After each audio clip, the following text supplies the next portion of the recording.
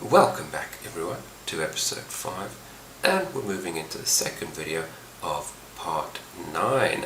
Now I left you with a little scenario at the end of the previous video, and we'll have a quick look at my answer to that query and measure it against what you got in yours. So if you struggled with a few bits and pieces, then hopefully we will resolve any queries you have on your coding. Right, so the question was that the marketing team are trying to put together a campaign to pump up their sales and get our least popular customers ordering yet again, but they need to know who those customers are. So they've asked for a few bits and pieces there, and we were going to build it up into a CTE in order to get our results in the end. So first of all, we needed to create a little query to extract the invoice ID, and we needed to sum the extended prices to get the total transaction amount for every invoice ID. So there we go, that's the first select statement there, simply getting invoice ID and the sum of the extended price.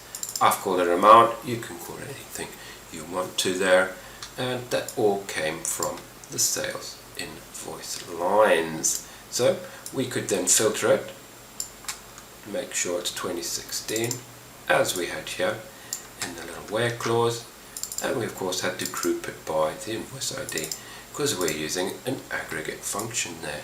Let's have a look at that. And you see each individual invoice ID had its own amount in there. So that was the full extended price for each invoice ID.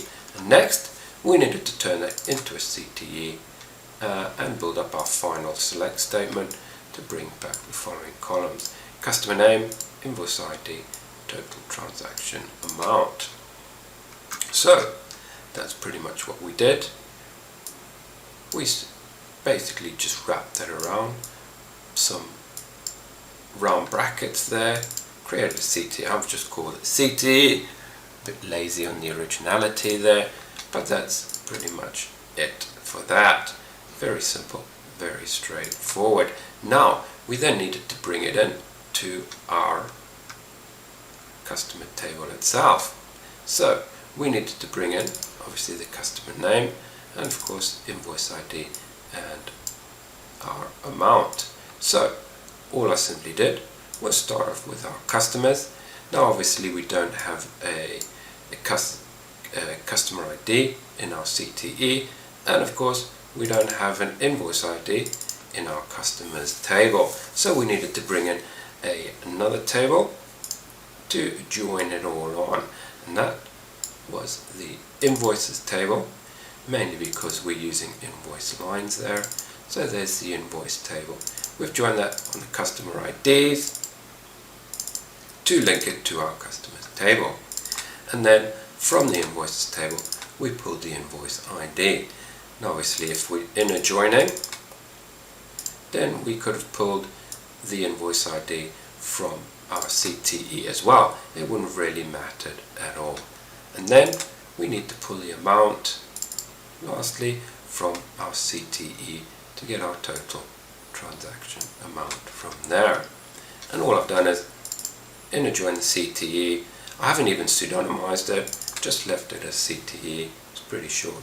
And we've joined it on the invoice ID in the CTE with the invoice ID on our invoicing tables. So we've linked everything back to our customer, and we brought our customer name in. That's pretty much it, pretty straightforward. And then obviously we had this little filter going on at the end.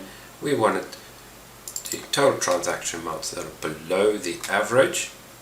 So all we did there simply is brought in a subquery there, and we just said where the CT amount is less than the average amount from the CTE.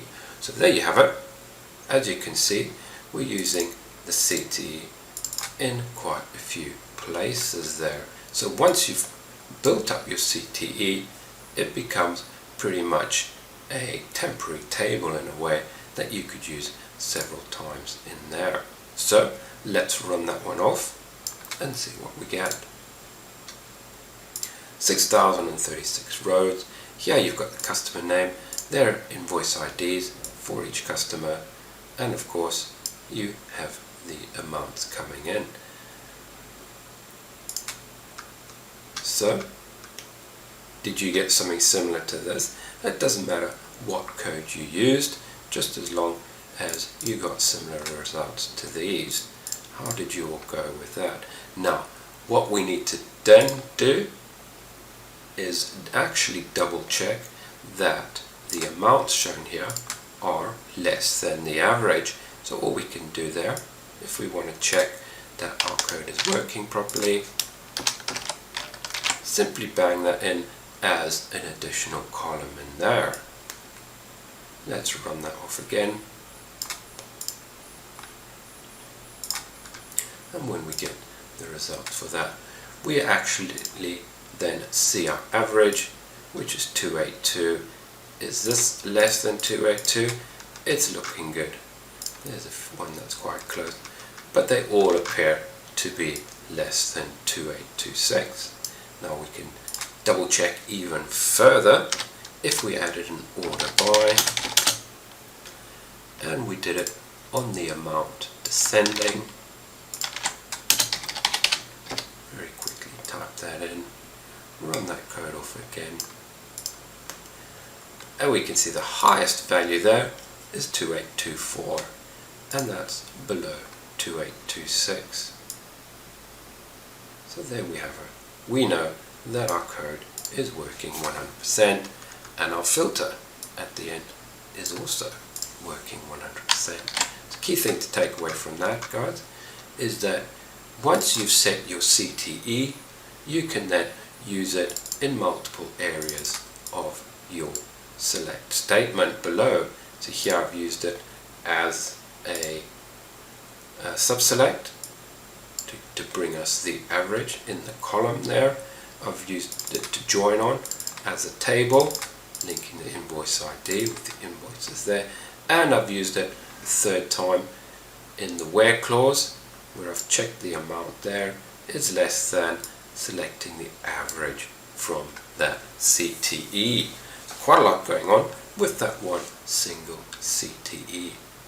Key thing for you guys, of course, was to get this part into your heads. Forget about that just there, but mainly to get this part done and bring in your CTE as that. If you've done that, then fantastic. And if you've managed to get that filter as well, then amazing stuff. That is the question for you, the last question that I left you with on the previous video. Hopefully it went swimmingly for you all. Right then, on to the lesson itself, which is all about the union and the union or. Now these are very simple and basic functions themselves, as you can see written there, and they function in exactly the same way, but there is one little tweak that you need to be aware of just to make sure that you use the right one. So what does the union do? The union or, what do they do? If you needed to select data, for example, from different tables and add them together to produce one single result set, you'd use the union or. So what I'm doing here is I'm pulling the customer name from sales customers and I'm calling it customer, and then what I'm doing is I'm pulling all the full names from this table here, application people, and I'm just simply adding them on to the bottom of this selection here in the result set. So two tables merging into one result set using the union all. I've put the union all here to begin with, and I'll show you the result set for that. I've then ordered it by customer, and you'll notice that the customer here is actually the column name here. So as soon as you use the union all, SQL Server's clever enough to be able to take that customer, know it's that for that customer name there, that I've renamed it to customer, and it will it'll order by the result set on both our select statements by the customer. Now what you'll also notice here is that I've called its full name employee name. So how come I haven't ordered by employee name here? Well, let's have a quick look at the data and I'll explain what's going on with the renaming of the columns. Now one thing to note is I have put in a where clause where the full name in this table here is not equal to data conversion only. If I get the top 100 rows there, you'll see there's what looks like a dummy row just put in to fill up that line, and that's full name data conversion only. All I've done there is simply used a not equal to and that value there, so just strips that one out, but it leaves everything else. And of course the union all, which we're using, we're expecting 1773 rows. So let's run that off quickly. All I'm doing is selecting one column of data. There you go. As you can see, it names the column as customer. So it doesn't matter what you've called the select statement after the union all or after the union, it will still call it as customer because it can only name the column as one name. So that is why the order by works, because it will still only filter both these columns and it uses the term customer to do just that. So SQL Server is pretty clever in knowing that we mean this entire column here, which we've ordered it by customer. So as you can see, we've returned 1773 rows. And if we have a quick look at the data as we go down, you'll see some people are in there twice. As we go around again, in there twice. And that is why, that is because they are in both the sales customers table and they also exist, their full name is in the application people table. So they can be both customers and they can be employees working at the company. They are in both tables. So all the union all does is that it will select everything you ask it to from the first select statement here. It'll then take everything you ask it for in the second select statement here and simply bolt it on to the bottom. Just bolt the data on, as you can see here, and if there are duplicates it won't matter, it'll chuck them in as well. Whereas the union, on the other hand, will actually strip out any duplicates. So it's a handy little function to do just that. And as you can see, there's fewer rows, 1512 as opposed to 1773. So that's all the union does over the union all, is it will strip out any duplicates that you see. And as we look at the data, we can see there are no duplicates in there. Pretty straightforward, pretty easy to do. Now, what happens when we start to add different columns in? So let's have a look. We'll bring in the website URL for our customer and then the login name for our people over here. We'll use the union all again just to check everything on, and as you can see it's pulled the data just fine. Now what happens if we had two columns that we want to extract in the first one, and we only put one column in the second one? Let's have a look at that. And we get an error, because with our unions we need to make sure that whatever number of columns we're pulling in the first select statement, we pull the same number of columns in the second. And if you unioning all by even more tables further down in your statement, then you need to make sure they all have the equal amount of columns that you're pulling. So we need to make sure that 2 there, any further unions also have 2 there. So let's run that off again. 1773 rows. That's all good. Now what happens if we do a union on column with two columns there? Let's run that off, and we end up with 1773 again. But I thought with the union it was 1512. Now when we're talking about duplicates, we're talking about duplicates across all columns. And obviously if we look at this duplicated name here, they've got a very different website URL to their login name. So that's not a duplicate, even though the name is. So it's not counting it as a duplicate. So that's one thing that you need to be very wary of, is that when we're talking about duplicates, it's across the entire all the columns that you're pulling. If you've got 50 columns in one table, 50 columns in the other one, the only duplicates that will get removed is if all 50 columns actually match from both tables. So that's one of the key things to remember when using union and union all. Another important thing is that union all is very, very fast, very, very efficient, mainly because it doesn't do any computing.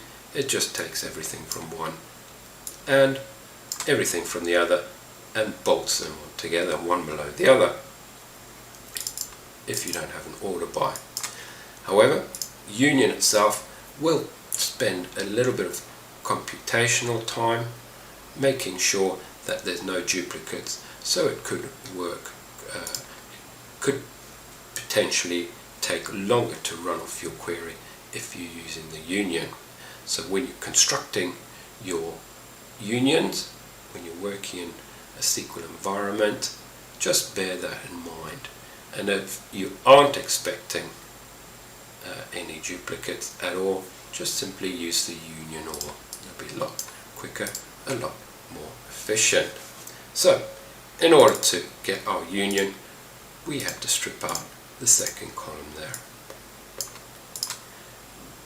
and make sure that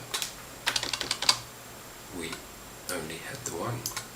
So it's easier to strip out duplicates the fewer columns you have.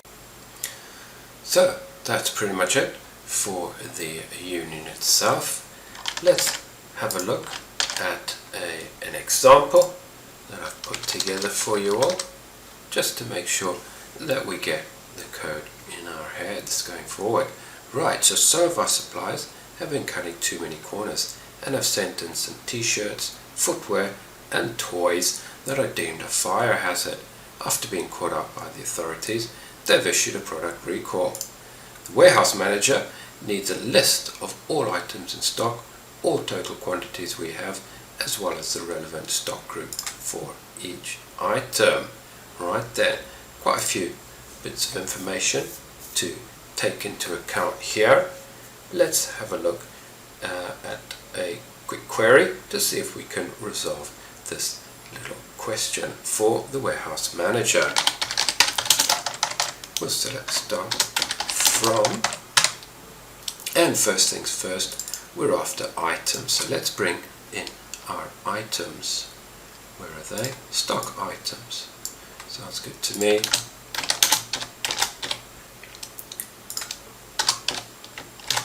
I, stock item name. Fantastic. So total quantities we have for every stock item name. So what I'm going to do is I'm going to build very quick. Now, of course you could use a CTE for this, but I'm going to build a very quick subselect.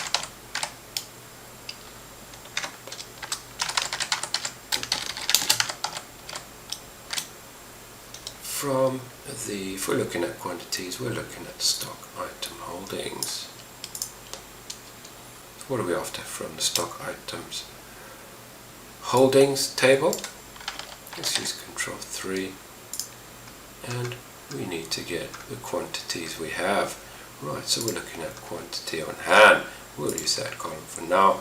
And of course we need to join it to stock items, so we need something to join it with there. And more than likely that'll be the stock item ID.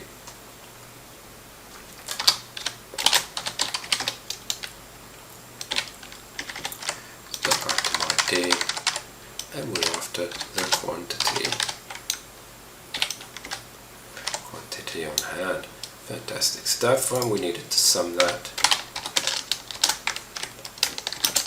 to get our total. I'm just going to call it total for now. And of course we need to group by.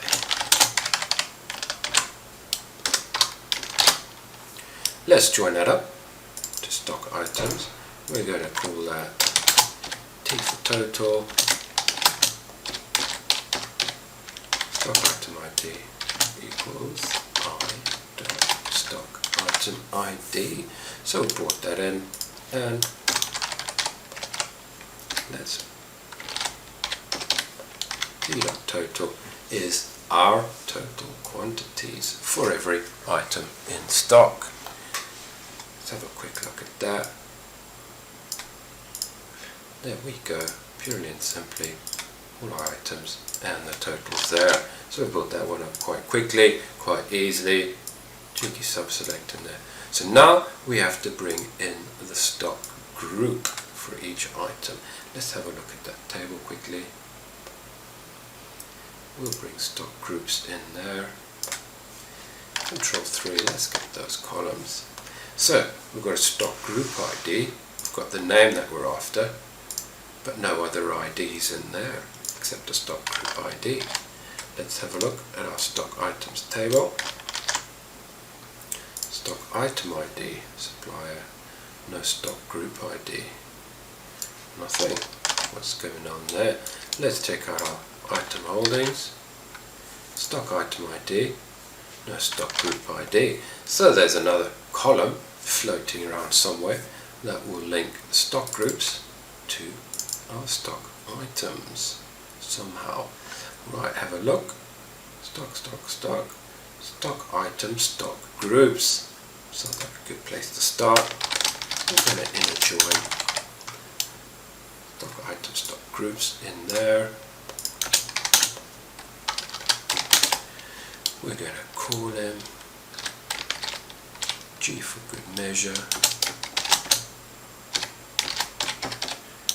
G dot stock item ID, there we go, equals I dot stock item ID.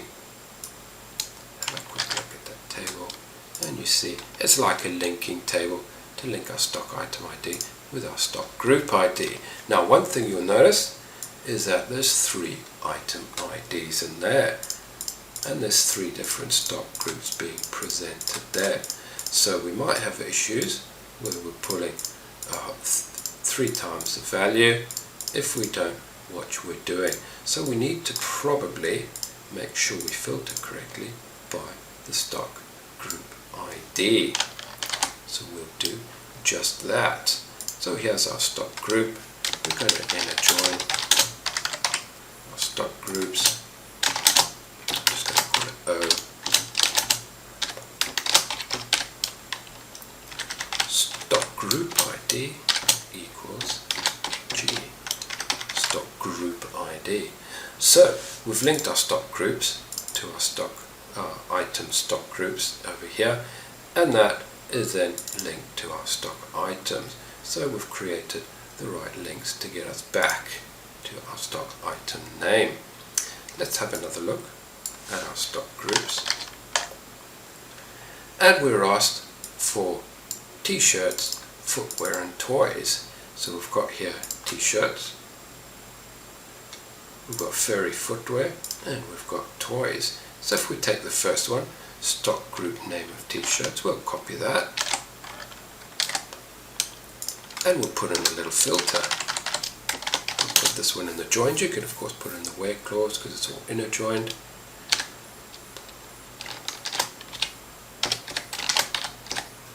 Stock group name equals t-shirts. Let's check that out. So we're now filtering correctly, and of course we'll bring that group in. Stock group name there. So these should all be t-shirts. Execute that. As you can see, t-shirts. We've got the item names, medium, large, white, etc, etc, and the totals there. 26 of, there's all our t-shirts. Happy days. So we've now brought in the t-shirts. Let's do the same for footwear next. All we need to do is simply copy that entire batch of code. We're going to union all, and we're quite happy that we can union all in this case as opposed to union. In fact, a union and a union all will return exactly the same results because we've already filtered our entire result set by t-shirts. So if I paste that in there, and we need footwear. Let's see what the footwear one is. Furry footwear, fantastic stuff. So let's put that one in there. So as you can see, this block of code will only return t-shirts. This block of code will only return furry footwear. As you can see, 24 rows. So we will only, so there's no chance of there being any duplicates. So we're quite happy to use the union all. And last but not least, we need toys. So once again, we'll take the code, we'll take the union all along with us for good measure. Let's check what the toys one looks like. And there we go, toys. Paste that one in there. We're happy that our result is only toys there, 21 of. So now let's run off the entire batch of code.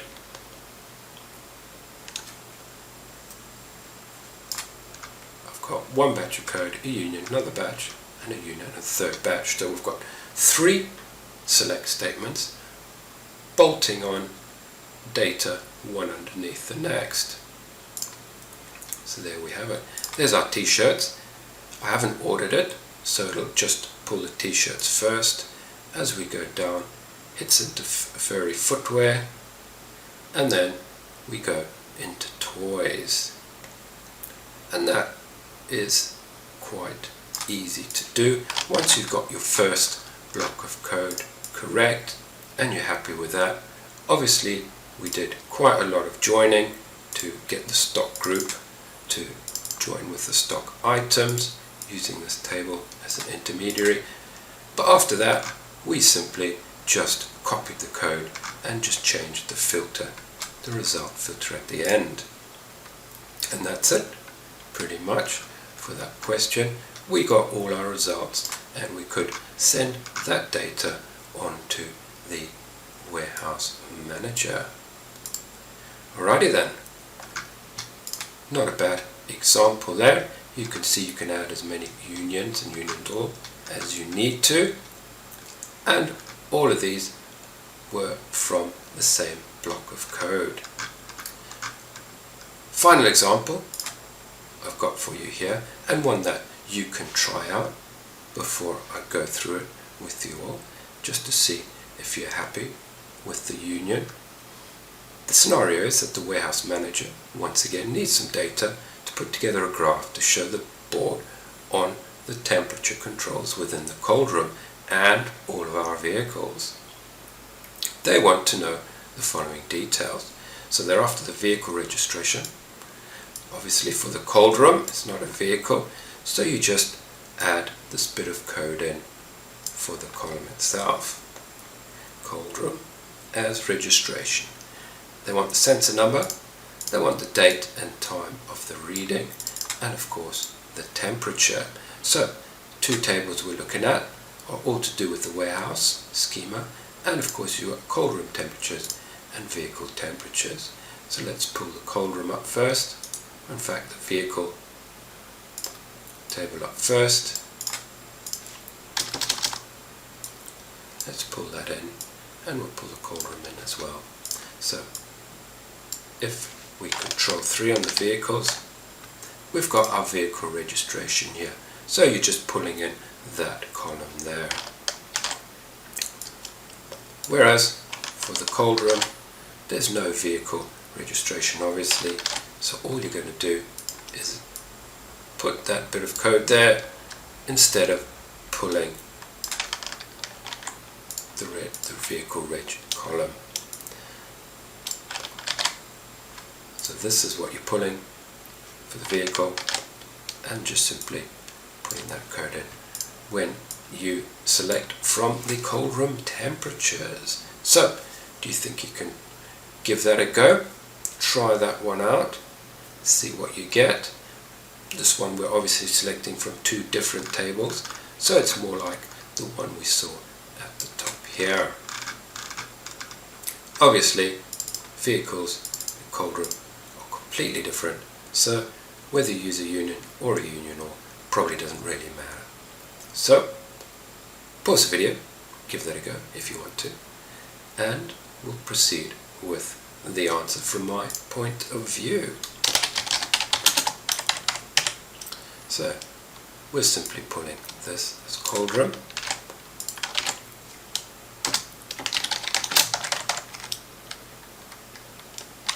From this table here. So let's have a quick look. What are we after? The sensor number. So we've got the cold room sensor number.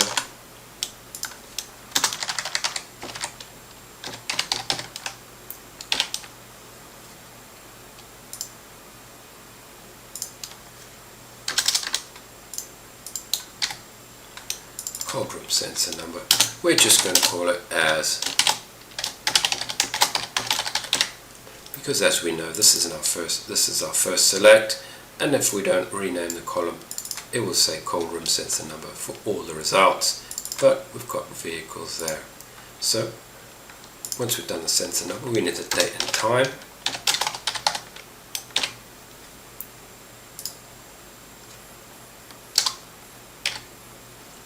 What column is it after? Recorded when, there we go. Recorded when. And lastly, we're after the temperature itself.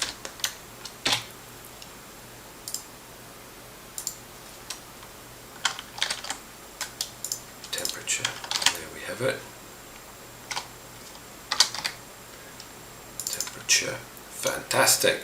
So let's select everything from there. Only 4 values, registration, etc. There we have it. And of course we can either union or.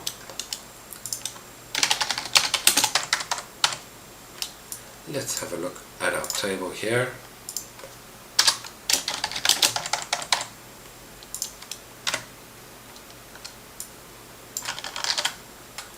We have our vehicle registration. So let's put that in.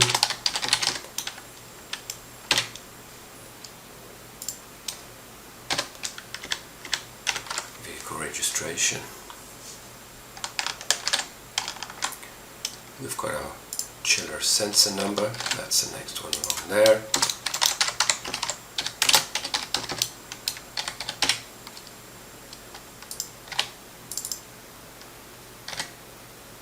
Grab that one there, and it'll rename it as sensor number anyway.